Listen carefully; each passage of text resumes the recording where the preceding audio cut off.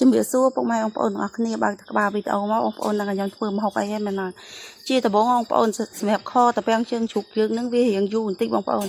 សម្រាប់ខ្ញុំគឺខ្ញុំយកតាពាំងមកស្ងោរឆ្អិនសិនណាបងប្អូនពេលយើងស្ងោរតាពាំង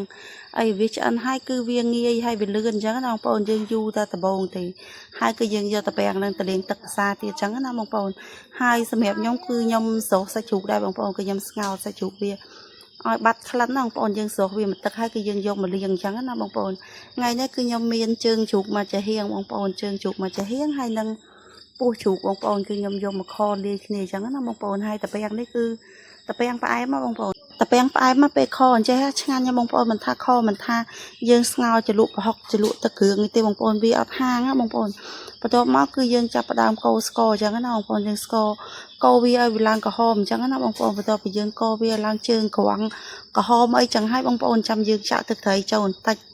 ហើយយើងដាក់សាច់ជ្រូកយើងចូលណាបងប្អូនយើងដាក់សាច់ជ្រូកយើងចូលហើយយើងកំតន់ដាក់ទឹកបងប្អូនកាលណាខតែយើងដាក់ទឹកភ្លាមអញ្ចឹងសាច់អត់ក្រហមទេបងប្អូនពណ៌រាងសាឡេតអញ្ចឹងណាហើយពណ៌វាអត់ស្អាតទេបងប្អូនពេលដែលយើងដាក់វាកំតន់ដាក់ទឹកអញ្ចេះគឺយើងងាស់វាទៅគឺពណ៌វាឡើងស្អាតបងប្អូនបន្ទាប់មកគឺយើងដាក់ប៊ីចេងដាក់ស្ករដាក់អំបិលអញ្ចឹងណាបងប្អូនយើងដាក់ថែមបន្តិចទៅហើយយើងដាក់ប្រេងខ្យងដាក់រ៉ឺឌីអីចឹងទៅបងប្អូន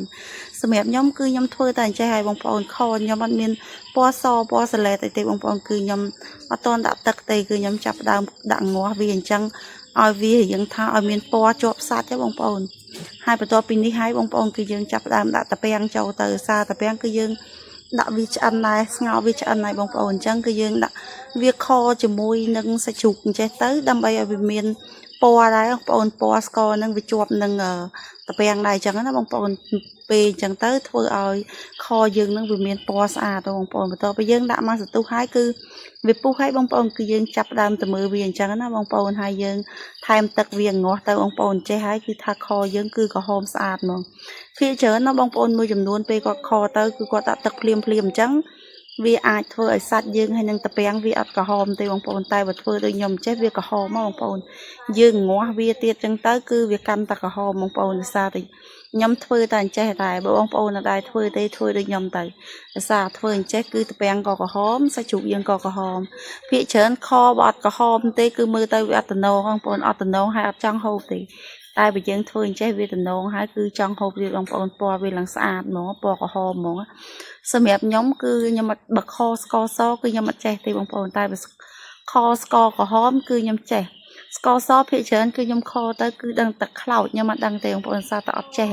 បន្ទាប់ពីយើងងាស់តាមមួយផ្លែទៅបងប្អូនខយើងគឺចាប់តាមឆ្អិនហើយខ្ញុំឌុះយកទៅឲ្យម៉ែឲ្យក្មេកខ្ញុំអញ្ចឹងណាបងប្អូនមើលពណ៌ឡើងតំណងបងប្អូនអញ្ចឹងវីដេអូគឺមានតែប៉ុណ្្នឹងហើយអរគុណជំរាបលា